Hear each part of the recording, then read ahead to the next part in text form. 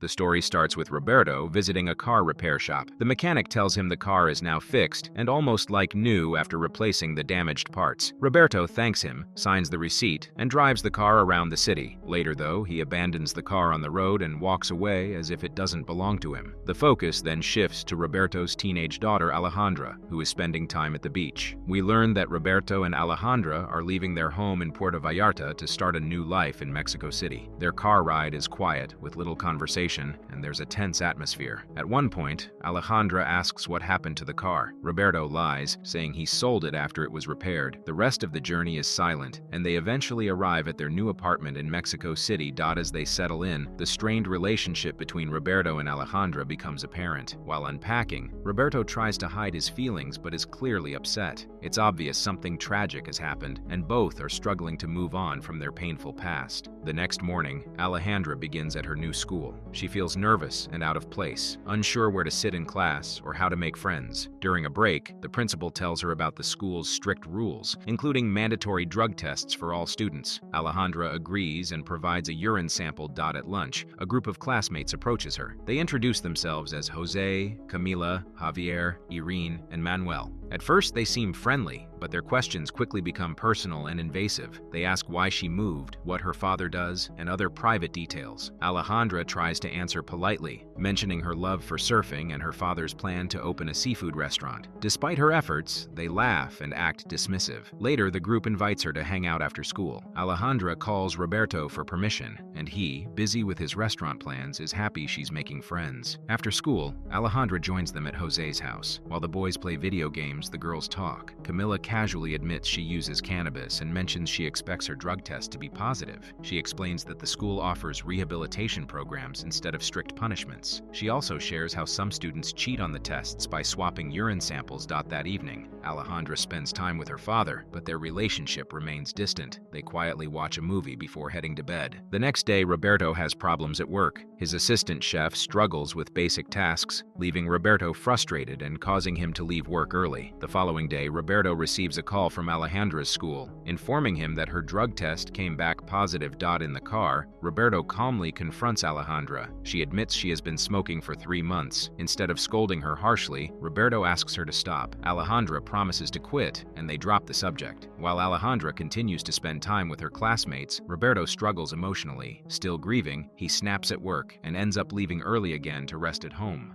That evening, Alejandra asks him what's wrong, and he shares his frustrations with work. She suggests going back to the restaurant to help. There, Alejandra offers practical advice to the assistant chef, showing she has knowledge of cooking from growing up around her father's work. Later, Roberto takes Alejandra shopping, but he remains distant, making it hard to tell if he's happy with their new life. In another scene, Roberto visits an insurance office. The agent asks why he hasn't reported his wife Lucia's funeral, revealing she died in a car accident in Puerto Vallarta. Roberto struggles to talk about it and declines the agent's offer of psychological counseling for Alejandra. Meanwhile, Alejandra attends a party at a wealthy friend's house. Camila explains the group's romantic dynamics, who is dating and who has a crush. That night, the group relaxes in a jacuzzi, drinking and smoking marijuana. Though Alejandra promised Roberto she wouldn't smoke, the group pressures her to join. She refuses the joint, but takes a sip of alcohol to fit in. Jose flirts with Alejandra, and they sneak into a bathroom to kiss. However, Jose secretly records the moment on his phone. Alejandra notices but doesn't stop him. Midway, she sees her reflection in the mirror and feels uncomfortable, avoiding looking at herself. At home, Roberto asks Alejandra about her weekend. Though he suspects she spent time with a boy, he doesn't push for details. Later, Alejandra receives a video of her and Jose in the bathroom. Shocked and embarrassed, she quickly closes her laptop. The next day at school, Alejandra faces judgmental stares and teasing from classmates who have seen the video. Some openly show it to her, making cruel comments. During lunch,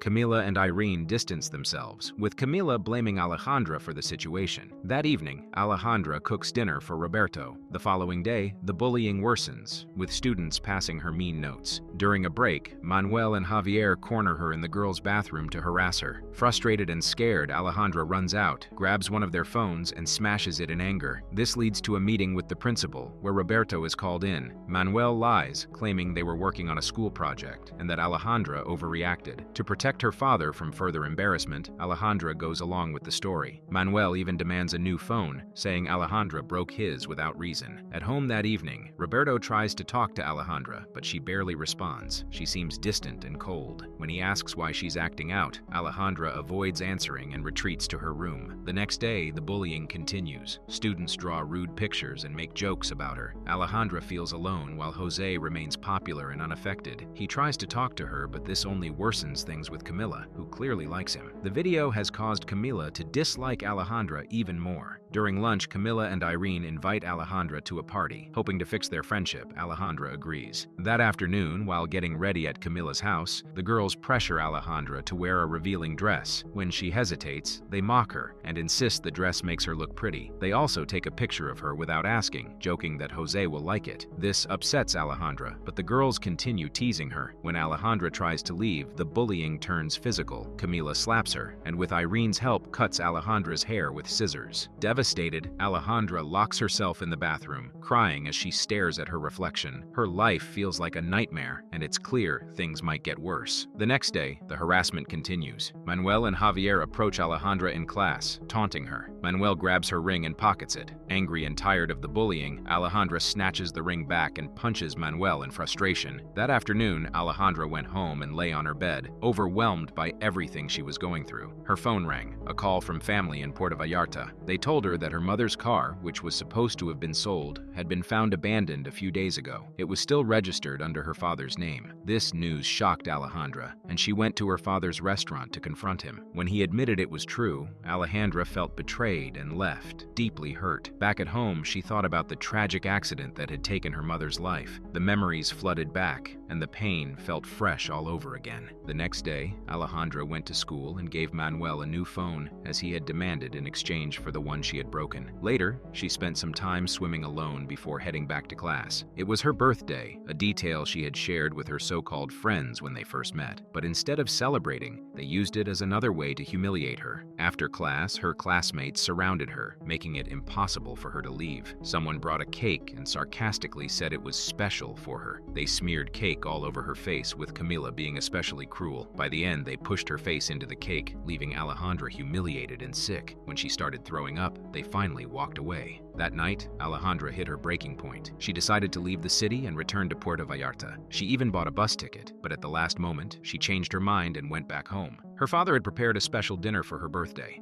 but their strained relationship made it impossible for Alejandra to feel comforted or supported.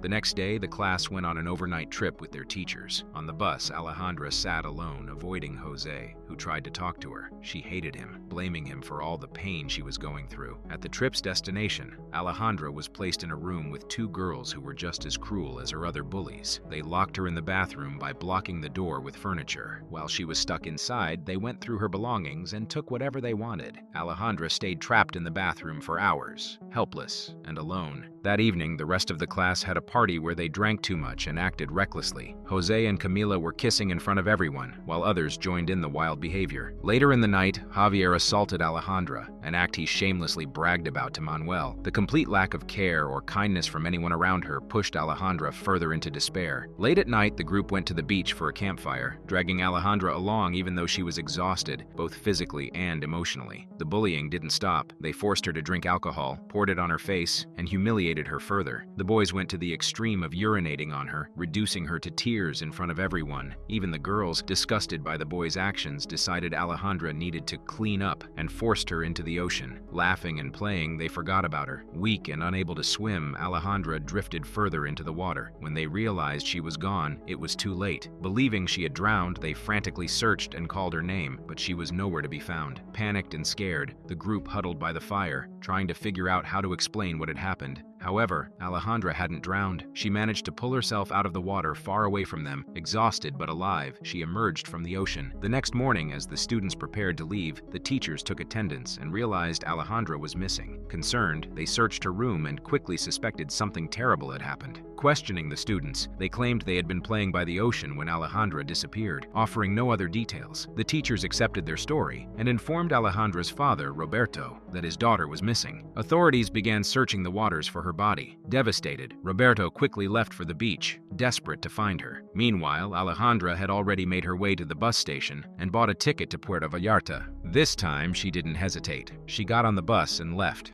Back at the beach, Roberto searched tirelessly, staring at the vast ocean, believing it had taken his daughter. Overwhelmed with grief and guilt, he filed a missing person report with the police and drove aimlessly through the city, hoping to see her. When Alejandra arrived in Puerto Vallarta, she went to the house she had once shared with her parents. The house, now under renovation, was empty. Alejandra sneaked in through a kitchen window and went to her old bedroom. Lying on her childhood bed, she finally felt a moment of peace, away from the torment she had endured. That night, Roberto returned home after a long day of searching and found a CD slipped under his door. Curious, he played it on his laptop. What he saw left him in silent agony. It was the video of Alejandra and Jose. The truth of what his daughter had been going through hit him hard, filling him with guilt and sorrow. The next morning, Roberto went to Alejandra's school and showed the video to the principal. Jose was called to the office and questioned. He admitted to recording the video but denied sending it, claiming it was just for fun and that Alejandra had agreed to it. Other students were also called in, and the full extent of the bullying was exposed. Chaos broke out as the group turned on each other, blaming one another for spreading the video and tormenting Alejandra. That night, Roberto continued his search for Alejandra, driving aimlessly through the streets until exhaustion forced him to stop and sleep in his car. The next day, as Jose was being driven to school by his chauffeur, Roberto spotted their car and followed them. At a red light, he jumped out, pulled Jose from the back seat, and forced him into his own car, threatening him if he resisted. In broad daylight, Roberto abducted Jose, leaving the stunned chauffeur behind. Roberto took Jose to a remote location and checked into a motel. He tied Jose's hands behind his back and dragged him into a room, but his rage wasn't satisfied. Soon, Roberto forced Jose into a boat he had prepared earlier and took him far out to sea. Jose begged for mercy, but Roberto was consumed by anger and grief, convinced that Alejandra had died because of the bullying and the shame caused by the video. Roberto felt he had lost everything, his wife, Lucia, and now his daughter, Alejandra. With nothing left to lose, he threw Jose overboard into the ocean without hesitation. As Jose's cries faded, Roberto continued driving the boat, his face blank, lost in thought over what he had done. Unbeknownst to Roberto, Alejandra was alive and safe in Puerto Vallarta, the one place where she felt she could truly find peace.